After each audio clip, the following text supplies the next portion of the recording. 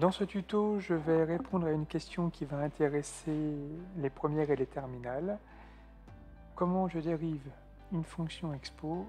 Et ici, on va traiter les techniques de base qu'il faut absolument maîtriser.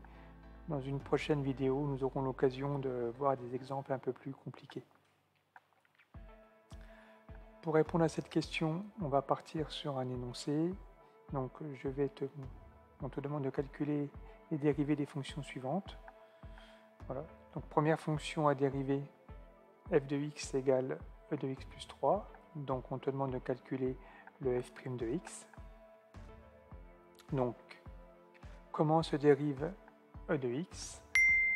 Eh bien, je vais t'indiquer les formules qu'il va falloir que tu apprennes par cœur. Donc, la première que tu vas devoir apprendre, la dérivée de e de x, c'est exponentielle de x. Donc, en appliquant cette formule, eh bien, exponentielle de x se dérive en exponentielle de x. Et le 3, qui est une constante, il faut savoir que quand je dérive une constante, ça fait 0. Et donc, en simplifiant la dérivée, on obtient exponentielle de x.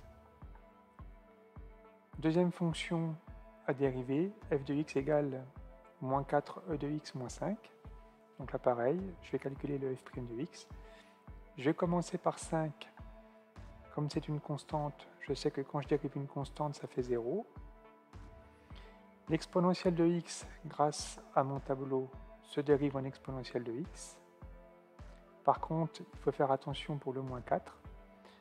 Ici, moins 4, c'est un coefficient, ce n'est pas une constante, parce qu'il multiplie l'exponentielle de x.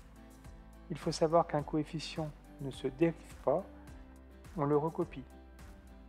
Donc voilà, je recopie le moins 4 avant l'exponentielle de x, et une fois l'expression réduite, on obtient moins 4 de x. Troisième exemple, f de x égale exponentielle de 2x plus 3. Donc là encore, je vais calculer sa dérivée. Au départ, on a l'impression qu'il va falloir qu'on va de nouveau utiliser cette formule.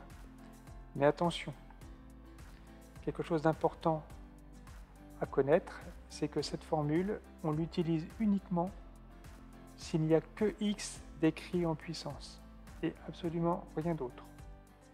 Et dans notre énoncé, ce n'est pas le cas, car en puissance, nous avons 2x plus 3 et pas juste x. C'est pour ça qu'il va falloir utiliser une nouvelle formule. Je te l'indique. Exponentielle de u, sa dérivée, c'est u' fois e de u. Donc, on va utiliser cette formule pour dériver cette fonction. Alors, je vais te montrer concrètement comment on fait pour l'appliquer.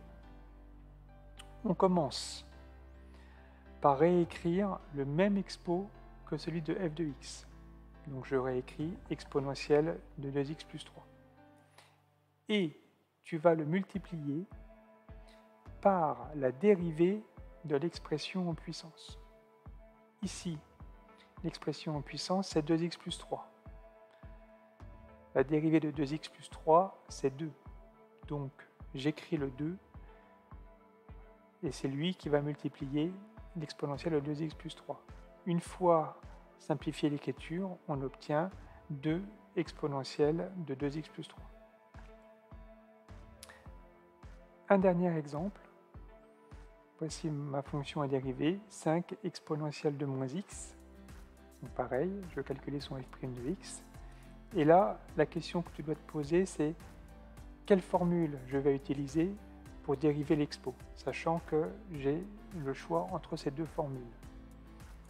Eh bien, nous allons utiliser à nouveau celle-ci.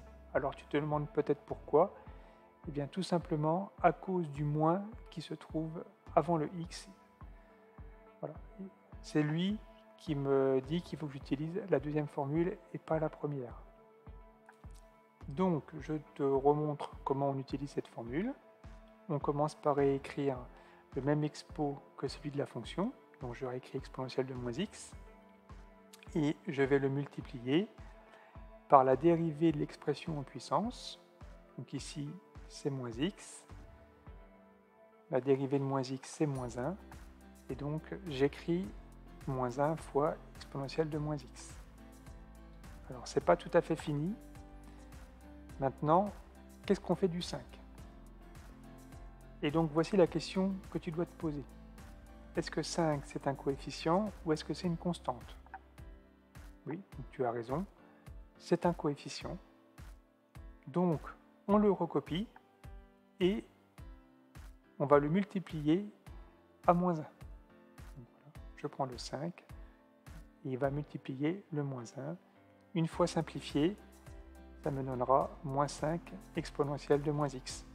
Donc voilà, j'espère que grâce à cette vidéo, tu sauras maintenant plus facilement dériver les fonctions exponentielles que tu auras à faire en exercice.